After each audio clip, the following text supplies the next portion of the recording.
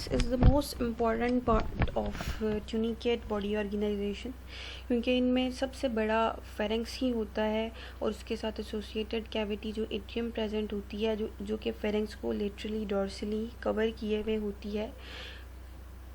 और pharynx start from right of the oral siphon, और बाकी के सारे रिमेनिंग ट्रैक के साथ भी ये कॉन्टीन्यूस होता है। There are some tentacles at present at the oral margin of this pharynx. That tentacles help the organism to prevent the entry of large objects from entering into the pharynx. Pharynx, you already know that pharyngeal slits are also present with the pharynx. So pharyngeal slits in the case of tunicates जो ये होती हैं, इनको आप stigma कहते हैं। जो परफोरेशंस, जो होल्स, जो सुराख, जो openings in the form of pharyngeal slits tunicates में प्रेजेंट होती हैं, that are called stigma. Stigma is also covered with cilia. वो सीलिया की बीटिंग की वजह से वाटर जो है वो फेरेंक्स से निकलता है और पूरी बॉडी के अंदर सर्कुलेट हो जाता है। ठीक है, as in previous slide, here is pharynx endostyle के फ़ौरन बाद, जो कि फिर डाइजेस्टिव ट्रैक के साथ कॉन्टीन्यूस है, अटैच्ड है। तो स्टिग्मा क्या है? ये फ्रिंजियल स्लिट्स हैं, ये ओपनिंग्स हैं जो इसके साथ एसोसिएटेड हैं। ठीक है, और इनके अंदर सीलिया प्रेजेंट है, जिनकी बीटिंग की वजह से वाटर जो है वो सर्कुलेट हो जाता है पूरी की पूरी बॉडी ऑफ ट्यूनिकेट्स के अंदर। What about digestive system and digestive track? तो डाइजेस्टिव ट्रैक जो है वो फेरेंक्स से लेके नियर टू एट्रियल साइफोन इसका एनेक्स होता है, एनएस होता है। और हमने एंडोस्टाइल पढ़ा था, that is important characteristic of chordates. वो ज़ाहिर है यूरोकॉर्डेट्स में भी प्रेजेंट होगा। तो ये जो एंडोस्टाइल है ये सीलिएटेड ग्रूव बनाता है और इसके अंदर म्यूकस शीट होती है। अब ये चैनल है फूड का, फूड ओरल साइफोन से एंटर होता है, एंडोस्टाइल की म्यूकस शीट में वो कवर हो जाता है, डॉर्सली नीचे जाता है, म्यूकस की एक स्ट्रिंग बन जाती है और ये other parts of digestive track के अंदर चला जाता है, यानी फिर आगे ये स्टमक में जाएगा। जब स्टमक में जाएगा तो इसमें डाइजेस्टिव एंजाइम्स रिलीज़ कर दिए जाते हैं जो इसको डाइजेस्ट करते हैं। डाइजेशन के बाद एब्जॉर्प्शन जो है वो स्मॉल इंटेस्टाइन की वॉल के अंदर होती है और देन वेस्ट मटेरियल जो है वो एक्सक्रेंट या एट्रियल साइफोन से एक्सक्रेंट वाटर के थ्रू हो जाता है। there is the explanation. Water enters, there is endostyle जो कि म्यूकस को सिक्रीट करेगा और फिर जो फेरेंक्स के अंदर जाते जाते फूड म्यूकस स्ट्रिंग की फॉर्म में आ जाएगा। नेक्स्ट जो है वो स्टमक है, स्टमक के बाद इंटेस्टाइन और देन एनस के थ्रू एट्रियल साइफोन से एग्जिट कर जाएंगे वेस्ट। फेरेंक्स का इम्पोर्टेंट रोल गैसियस एक्सचेंज में भी है। गैसियस एक्सचेंज आपको पता है कि ये स्लिट्स जो हैं, जो फेरेंजियल स्लिट्स हैं, इनका काम वो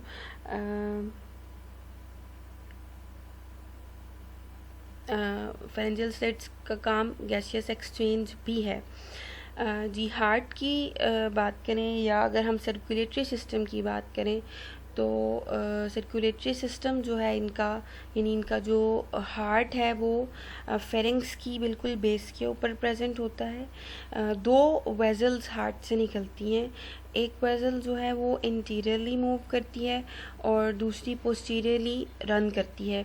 जो इंटीरियरली रन करती है वो एंडोस्टाइल के नीचे से गुजरती है, जो पोस्टीरियर रन करती है वो डाइजेस्टिव ट्रैक को और गोनेड्स को सप्लाई ऑफ मटेरियल्स सर्कुलेशन कर रही होती है वहाँ पे मटेरियल्स की।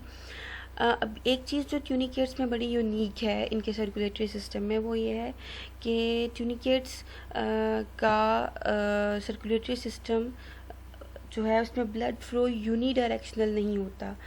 यूनी डायरेक्शनल नहीं होता मीन्स वो ब्लड जो है वो जब हार्ट बीट करता है तो कुछ बीट्स में पेरिस्टाल्टिक कंट्रैक्शंस जो हार्ट की होती हैं उनको हम बीट कह रहे होते हैं, पेरिस्टालिसिस की तरह की मूवमेंट, उसमें जो ब्लड है कुछ बीट्स में एक डायरेक्शन में होता है, उसको जा रहा होता है, तो कुछ अगली बीट्स में उसकी डायरेक्शन ऑपोजिट हो जाती है, रिवर्स हो जाती है। अब ये जो रिवर्सल ऑफ ब्लड फ्लो है ये यूनिक करेक्टरिस्टिक तो है, लेकिन ये वो नहीं है, इसका कोई सिग्निफिकेंस, इसकी इम्पोर्टेंस जो है वो इतनी ज़्यादा अभी तक स्टडी में क्लियर नहीं हो पाई है। ट्यूनिकेट्स का जो ब्लड प्लाज्मा इनका कलरलेस होता है, नो कलर, और इनमें कुछ सेल्स एम्बेडेड होते हैं जो कि एमीबॉइड सेल्स कहलाते हैं। Now what about the excretion. तो एक्सक्रीशन में अमोनिया अगर प्रोड्यूस हो रहा है एज वेस्ट प्रोडक्ट तो वाटर में डिफ्यूज़ कर जाता है फेरेंक्स के थ्रू और एक्सक्रीट कर जाता है। अब देखें फेरेंक्स का फंक्शन कहाँ कहाँ आ गया, गैसियस एक्सचेंज में भी आ गया, डाइजेशन में भी आ गया, इसके बाद फेरेंक्स जो है वो एक्सक्रीशन में भी अपना रोल परफॉर्म कर रहा है। तो फेरेंक्स इसलिए हमने कहा था कि सबसे ज़्यादा इम्पोर्टेंट स्ट्रक्चर फेरेंक्स है, इसके साथ एसोसिएटेड कैविटी है। अगर आप देखो तो पीछे आप देखोगे कि यहाँ पे ट्यूनिक के अंदर फेरेंक्स एंडोस्टाइल और ये जो एसोसिएटेड कैविटी है ये सबसे ब्रॉडर है, सबसे ज़्यादा बड़ा हिस्सा बॉडी का इसके ऊपर मुश्तमिल है। अब हम बात कर रहे थे कि अगर ammonia as waste product produce हो रहा है तो वो डिफ्यूज़ कर जाता है। अगर और सर्कुलेटरी सिस्टम में जो आपने अमीबॉइड सेल्स पढ़े थे जो कि इसके ब्लड का हिस्सा हैं, वो क्या करते हैं, यूरिक एसिड को अपने अंदर एक्यूमुलेट कर देते हैं और फिर इसको स्क्वीज़ कर देते हैं इंटेस्टाइनल लूप के अंदर, जहाँ से वो वेस्ट का हिस्सा बन के एट्रियल साइफोन से आउट निकल जाता है।